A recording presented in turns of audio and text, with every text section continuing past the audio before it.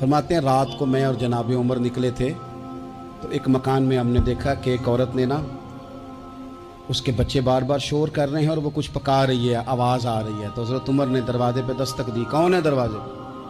कहा मैं एक ग़ुलाम हूँ।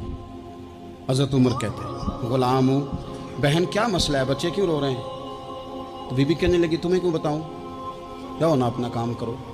हज़रत उमर ने इसरार किया तो तल्ख लहजे में, उस तल्ख लहजे में बीबी कहने लगी दुआ करो अल्लाह मेरे और उमर के दरमियान क़यामत में फ़ैसला करे।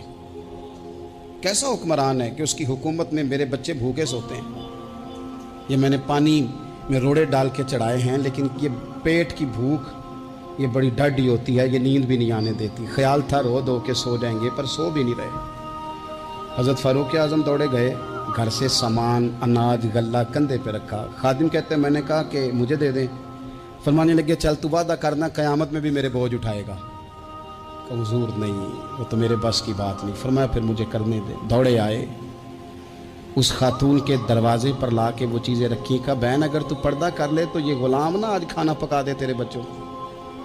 फिर वो घी चढ़ा के चीनी डाल के कुछ सामान पकता था, वो खाना पकाया। ग़ुलाम कहते हैं जब फूंके मारते थे तो दाढ़ी से धुआं निकलता था, आग जलाते थे धुआं निकलता। फिर खाना पकाया, फिर उन बच्चों को खिलाया।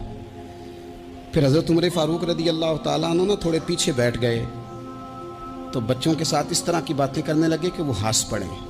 जनाब असलम कहते हैं बच्चे उस बेवा के हंसते थे, बच्चे हंसते थे और उमर रोते थे। जब वो हंसते थे तो फ़ारूक रोते थे।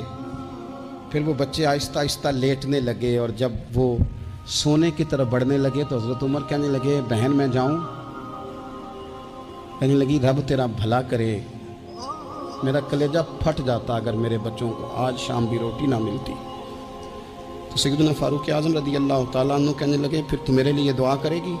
कहने लगी मैं दुआ करती हूँ अल्लाह उमर की जगह तेरे जैसा को नेक आदमी बिठा दे।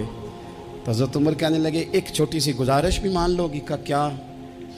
फरमाने लगे कोई ये मेरी खिदमत अगर पसंद आई है तो उमर को माफ़ नहीं कर देती? गलती हो गई, उसे पता नहीं था। अपने मुंह से कहने लगे सियाना भी नहीं, बाशऊर भी नहीं, उसे चाहिए था खिलाफत की जिम्मेदारियां ना लेता। लेकिन हज़रत सिद्दीक ने कहा तो वो मान गया। अगर तू क़यामत में उसकी शिकायत लगाएगी तो बड़ा कमज़ोर पड़ जाएगा, उसके लिए मुश्किल हो जाएगा। तो कहने लगी अच्छा अगर तू इतनी सिफारिश करता है तो जा, मैंने उमर को माफ़ किया। हज़रत फ़ारूक आज़म ने चेहरे से कपड़ा हटाया तो बीबी कहने लगी ओहो आप उमर हैं?